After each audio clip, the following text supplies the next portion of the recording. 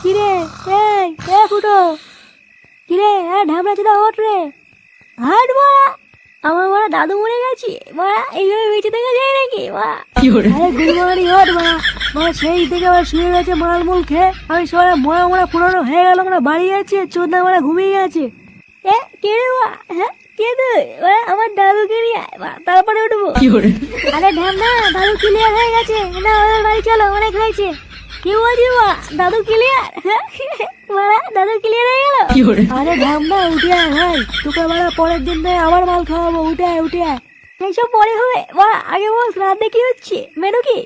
দেখেছি বাড়া, এইসব মাথা দুটো নিয়ে কি বলতে হয় বলতো বাড়া, 2 ঘন্টা হয়নি এখনো বুড়ো মরেছে, আর চোদ্দা এখনই বলছে মেনু কি। হ্যাঁ কেন বাড়া, ভুল কি বলেছি? হ্যাঁ বাড়া, বুড়ো গেছি তো গেছি, তাই বলে কি শ্রাদ্ধ খাবো নাকি? হ্যাঁ যাই হোক বাড়া, বেশি কথা বলাবো না, হয় আমার দাদুকে নিয়ে, নাহলে বাড়া বল মেনু কি হচ্ছে।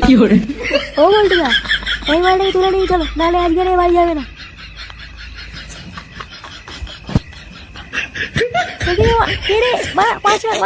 খুচরো পয়সা নেই, 5 হবে নাকি সেটা রাখি দেবো। ছাড়